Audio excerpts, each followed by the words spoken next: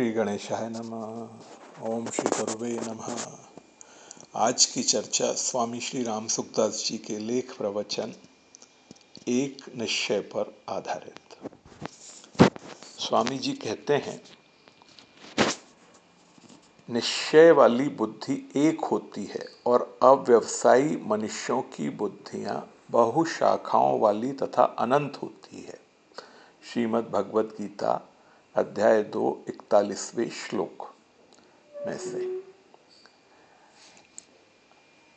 अगर हमारा ऐसा अटल निश्चय हो जाए कि अब हमें परमात्मा की प्राप्ति ही करनी है, हमें इस मार्ग पर ही चलना है,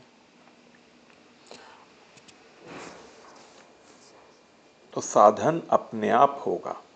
आरंभ में भी हम अपना संबंध परमात्मा से मान लें कि हम भगवान के हैं और भगवान हमारे हैं।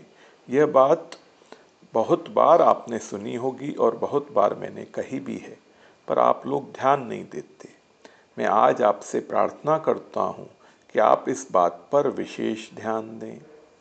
मुझे तो अपना कल्याण करना है, क्योंकि मैं केवल परमात्मा प्राप्ति के लिए ही यहाँ आया हूँ, जन्मा हूँ। दूसरा और कोई मेरा काम नहीं है। ऐसा आपका एक निर्णय हो जाए, इसी को व्यवसायित्मिका बुद्धि कहते हैं। ऐसी बुद्धि से पापी मनुष्य भी बहुत जल्दी धर्मात्मा बन जाता है। क्षिप्रम भवति धर्मात्मा।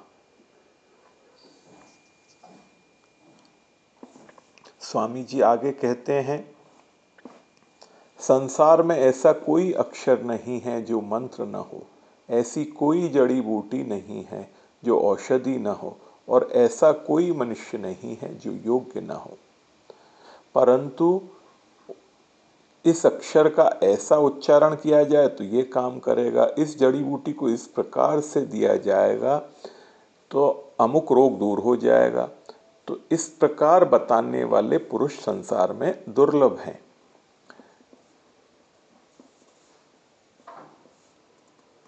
तो अपना खुद का विचार निश्चय एक हो जाए, हमें तो परमात्मा की प्राप्ति ही करनी है।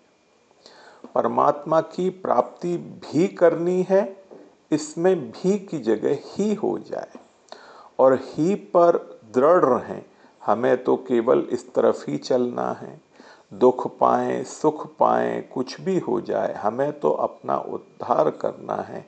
ऐसा पक्का विचार करके चलें तो बहुत सुगमता से बहुत जल्दी कल्याण हो जाए। आप और हम विचार करें कि हमारे सामने अनुकूलता प्रतिकूलता कई बार आई है और गई है। हमने सुख भी भोगा है, दुख भी भोगा है, परंतु हमें शांति तो नहीं मिली। वहम होता है कि ऐसा गुरु मिल जाए तो कल्याण हो जाए, ऐसा परिवार मिल जाए तो कल्याण हो जाए, ऐसी स्त्री मिल जाए तो बड़ा ठीक रहे, ऐसा पुत्र मिल जाए तो बड़ा ठीक रहे, ऐसा ऊंचा पद मिल जाए तो हम निहाल हो जाएं। पर इसमें आप विचार करें, अनुकूल स्त्री किसी को नहीं मिली है क्या? अनुकूल पुत्र किसी को नहीं मिला है क्या? अनुकूल परिस्थिति किसी को नहीं मिली है क्या? परंतु क्या वे इच्छाओं से रहित होकर परमात्मा को प्राप्त हो गए? विचार करने से दिखता है, जिसको ये सब अनुकूलताएं मिली हैं, उसकी इच्छाएं नहीं मिटी हैं। वह कृतकृत्य ज्ञात ज्ञातव्य और प्राप्त प्राप्तव्य नहीं हुआ है। अतः कोई भी अनुकूल परिस्थितियों से निहाल हो जाए, यह असंभव बात है। तो आप परमात्मा प्राप्ति का ही एक निश्चय कर लो, फिर अनुकूलता आपके पीछे दौड़ेगी। नाम नाम बिनु ना रहे, सुनो सयाने लोए, मीरा सुत जायो नहीं, शिष्य न मुंडियो कोई। मीराबाई का नाम आज भी कितने आदर से लिया जाता है। उनका नाम लेने से, उनके पद गाने से लोग अपने में पवित्रता का अनुभव करते हैं। उनमें क्या बात थी? मेरे तो गिरधर गोपाल दूसरो न कोई, जाके सिर मोर मुकुट मेरो पति सोई। एक ही निश्चय था मीराबाई का कि मेरा पति वही है। क्या होगा क्या नहीं होगा, इस बात की कोई परवाह नहीं। स्वामी जी अंत में कहते हैं, अहंता बदलने पर, एक दृढ़ निश्चय होने पर राग द्वेष कुछ नहीं कर सकते। इनमें ताकत नहीं है अटकाने की।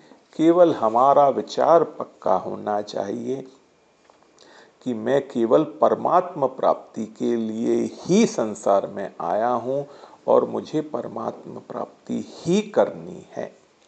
ओम श्री गुरुवे नमः।